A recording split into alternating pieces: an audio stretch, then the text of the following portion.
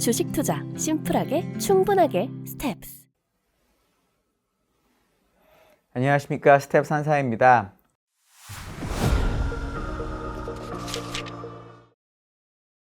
오늘 3월 전망을 좀 얘기를 드리려고 해요. 3월이 며칠 지나기는 했는데 그래도 어떻게 좀 대응을 하는 게 좋을지 말씀을 드리겠습니다. 저희가 이제 작년에 올해 연간 전망을 할 때 올해 결국 평균 회귀가 될 거고 조금 상반기에 주가는 안 좋겠지만 하반기에 작년에 안 좋았던 성장주가 좋을 거다라는 게 저희 핵심 메시지였는데 의외로 1월 달에 이 평균 회귀가 먼저 나왔죠. 성장주가 되게 많이 좋았고 이랬었습니다. 2월 달에는 고점에서 지금 나스닥이 한 7%, S&P하고 다우가 5% 정도 빠져가지고 저희가 생각했던 것처럼 약간 주식이 쉬긴 쉬었습니다. 근데 중요한 사실은 1월 달이 시작되기 전에 언론에서 무슨 말이 있었냐면 팡이 지고 새로운 팡이 뜬다라고 했었습니다. 그러니까 그 당시에는 작년에 안 좋았던 성장주를 사는 게 되게 이상했다라는 콜이 훨씬 많았는데 이제 2월 말 3월 초가 된 지금이 되면 다시 또 성장주가 주가가 좋다 보니까 그쪽에 많이 포커스를 맞추고 있거든요. 그러니까 올해만 놓고 보면 사람들이 좋다고 얘기하는 걸 따라 사는 게 얼마나 위험한지를 알 수 있습니다. 1월에 주가가 정말 많이 올랐을 때 2월 초에 어떤 말이 있었냐면 노랜딩이 될 건데 그럼에도 불구하고 연준에서는 금리를 낮춰줄 거고 또 금리 동결을 할 거기 때문에 주식이 계속 좋을 거다라는 말이 많았었습니다. 근데 지금에 와서 보면 어쨌든 2월 달은 약세였거든요. 저는 지금은 어떤 것 같냐면 2월에 금리가 많이 올라서 지금 미국의 10년물 금리가 4%까지 왔습니다. 채권 시장에 있는 사람들은 노랜딩하고 금리나 같이 양립할 수 없다는 걸 이제 이해하기 시작한 거죠. 그러니까 노랜딩이 된다는 얘기는 경제가 정말 좋은 거니까 경제가 좋을 때 연방준비제도에서 금리를 낮춰주거나 뭐는 금리 인상을 중단할 리가 없다. 그렇기 때문에 우리 채권을 더 이상 살 수 없고 오히려 금리가 올라가야 된다 이러고 채권을 판 거고요. 주식도 약간 팔긴 했지만 채권에 비해서는 아직은 그런 기대감이 남아있는 것 같습니다. 그 기대감을 알 수 있는 가장 큰 숫자는 뭐가 있냐면 4분기 실적 발표가 났는데 그 4분기 실적 발표 이후에 2024년 EPS 성장률은 오히려 확대가 됐습니다. 그러니까 주식하는 사람들은 그래 실적이 안 나왔으니까 1분기나 23년 안 좋을 수 있지만 24년은 좋아질 거라는 추정치가 녹아 있는 거죠. 물론 내년에 좋아지는 거는 저도 맞다고 생각을 하는데 일단은 안 좋았던 걸 반영하는 기대감이 해소되는 시간이 분명히 필요할 거다. 채권처럼 저는 그렇게 보고 있습니다. 그래서 시장 전체적으로 보면 3월 달에도 2월 달 정도 2월 달처럼 뭐 7%씩 빠질지는 모르겠지만 어느 정도 약세가 나올 수밖에 없는 장이다라고 저는 생각을 하고 있고요. 저는 3월 달에 어떤 종목이나 업종을 봐야 된다고 생각하냐면 제가 진짜 오랜만에 얘기 드리는 것 같은데 가치주 스타일의 종목이나 뭐 이런 업종을 봐야 될 것 같아요. 지금 가치주나 성장주의 구별이 저도 아직도 무의미하다고 생각하지만 1월하고 특히 2월에 나스닥이 다우존스 대비 워낙 아웃퍼폼을 했기 때문에 오히려 이제는 나스닥이 더 좋다라는 의견이 더 많아진 것 같아요. 저는 올해 하반기까지 연간으로 보면 여전히 나스닥이 좋다고 보지만 3월 한 달만 놓고 보면 이제는 오히려 다우존스 지수나 다우존스와 관련된 업종이 좋다라고 저는 생각을 합니다. 최근에 어떤 일이 벌어지고 있냐면 제가 지금 촬영하는 날짜는 3월 2일 목요일인데 이 목요일 저희 3일절에 있었던 주가 흐름을 보면은 태양광 주식이 많이 오르고 에너지가 많이 오른 반면에 각종 뭐 나스닥이나 이런 게 좀 상대적으로 안 좋았었습니다. 이 되게 이상한 게 원래 태양광 주식이 좋으려면 성장주가 좋을 때 좋았었는데 1월하고 2월 달에는 나스닥이 오르는 기간에 태양광이 안 좋았었습니다. 유가가 하락하고 천연가스가 하락하니까 신재생이 재미가 없을 거다라고 사람들이 생각을 한 거죠. 그러니까 그런 식으로 주가 흐름이 최근에 변했었기 때문에 지금은 또 반대로 생각하는 게 맞다라고 저는 보고 있습니다. 그래서 이번 달은 시장은 2월 달 정도로 약세가 나올 가능성이 좀 있고 만약에 주식을 이제 그래도 저번보다 주가가 빠졌으니까 고점에서 5%, 6% 빠졌으니까 나스닥은 7% 뭔가를 사야 되는데 산다면 지난 1, 2월에 상대적으로 오르지 않았던 상대적으로 부진했던 업종이나 종목을 사야 된다라고 저는 보고 있습니다. 시장이 약세일 것 같은 가장 큰 이유는 뭐냐면 노랜딩하고 긴축 완화가 없을 건데 이런 일이 언제 한 번 있었냐면 1995년에 비슷한 일이 있었습니다. 앨런 그린스펀 의장이었을 때 실업률이 떨어지는 과정에서도 금리 인상을 중단했거든요. 그러면서 95년부터 99년, 2000년 초까지 미국 시장이 정말로 강했습니다. 한 번도 빠지지도 않고. 이때에 보험성 금리 인하를 지금 기대하고 있는 것으로 저는 봤었고 그게 이제 주가에 반영이 됐었는데 지금 그게 좀 줄어들긴 했죠. 그때는 미국의 실업률이 떨어지고는 있었지만 5.4%였고요. 물가 상승률은 2.8%였습니다. 지금하고 정반대죠. 2019년 초에도 경기가 많이 나빠지기 전에 금리 인상이 중단이 됐었는데 그때도 실업률은 4%였고요.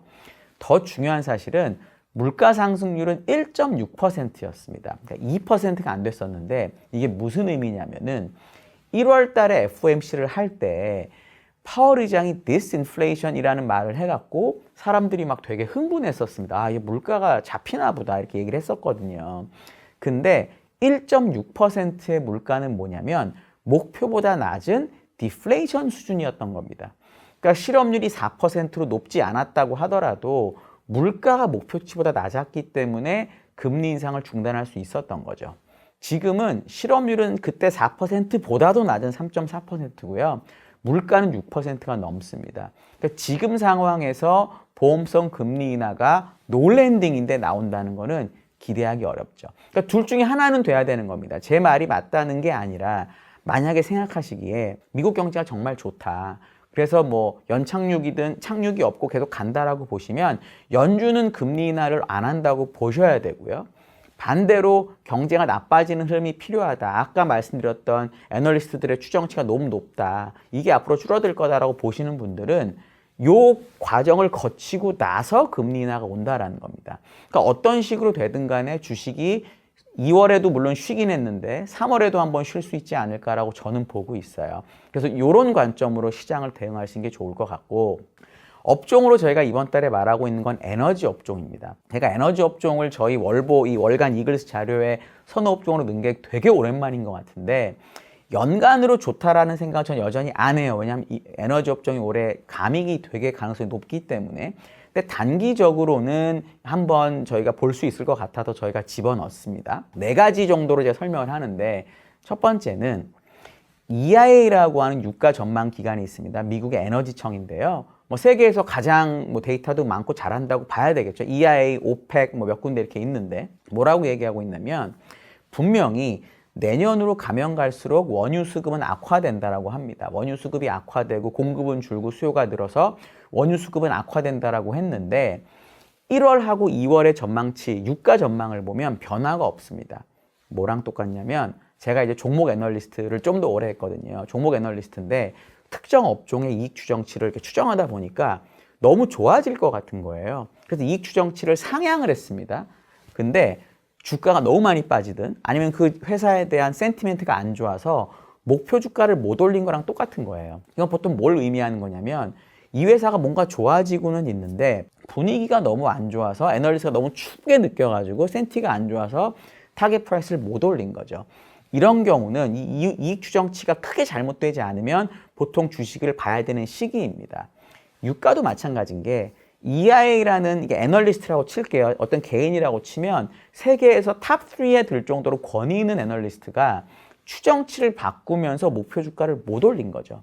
그러니까 그 정도로 이 원유에 대한 센티멘트가 나쁘다라는 겁니다. 그래서 보시면 예를 들어 3월 1일자로 수요일 날 원유 재고가 나왔는데 미국에 원유 재고가 높게 나왔음에도 유가가 올랐습니다. 그러니까 지금은 약간 원유로만 보면 어떤 뉴스가 나와도 유가가 잘 안 빠지는 그 정도의 센티멘트까지 와 있는 것 같아요.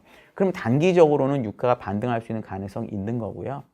두 번째는 물가 조정 WTI 가격을 한번 해보면 지금이 한 마이너스 5% 정도에 와 있습니다.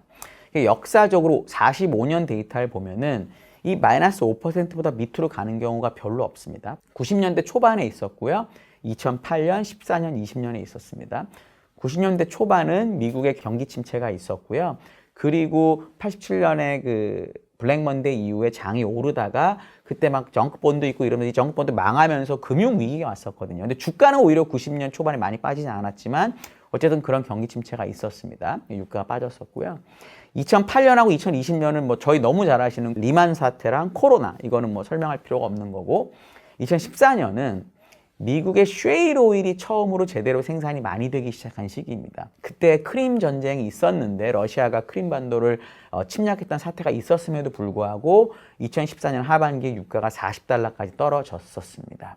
지금이 제가 얘기한 이런 영역이 아니라고 생각한다면 그냥 이 기술적인 영역으로 보더라도 유가가 반등할 시기가 된 것 같다라는 거고요. 세 번째는 그럼 이제 이 유가를 보는 애널리스트 센티멘트도 안 좋고 유가도 많이 빠졌다면 그럼 이 에너지와 관련된 주식은 어땠냐? 에너지 주식은 올해 들어서 뭐 지난 한 달 어떤 걸 보더라도 상대 수익률이 가장 나쁜 축에 들어갑니다. 그러니까 결국은 유가를 보는 사람들 입장에서는 유가까지 나빠졌는데 거기에 상대 수익률도 나쁘다고 하면 한 번 정도는 볼 필요가 있는 거겠죠. 그리고 마지막으로는 이 원자재를 투자하는 투자자하고 주식을 투자하는 사람들이 약간 다른 것 같은데, 원자재를 투자하는 분들은 데이터를 보면 되게 원자재를 지난달에 많이 샀다고 나오는데, 이 에너지 주식을 투자하는 분들은 주식만큼밖에 에너지 주식을 안 샀더라고요. 그러니까 에너지를 보는 사람들, 특히 주식을 보는 사람들이 이 원자재 자체를 보는 사람보다 훨씬 더 센티멘트가 나쁘다라는 겁니다. 그럼 이런 관점에서 보면은 이 네 가지 관점 종합해 보면 단기적으로 에너지가 상대적으로 수익률이 좋을 수 있을 것 같아요. 그래서 저희는 이번에 그 리포트에서 XLE라고 하는 에너지 ETF를 넣어놨고요. 그리고 조금 더 공격적으로 하시는 분들이라면 제가 이제 태양광 아까 말씀드렸지만 태양광도 괜찮을 것 같다. 원래는 태양광은 나스닥하고 같이 움직이는데 지난 2달 동안 나스닥이랑 같이 안 움직이고 오히려 천연가스랑 유가랑 같이 움직였기 때문에 이 3월달 전망만 놓고 보면 나스닥이 빠지더라도 조금 더 잘 버틸 수 있는 가능성이 있지 않을까 저는 생각을 하고 있습니다. 저희 요 리포트는 저희가 이제 링크에 걸어 드릴 거고요. 제가 드린 말씀 중에서 궁금하신 사항 있으시면은 댓글 달아주시면 제가 꼭 답변 드리겠습니다. 감사합니다.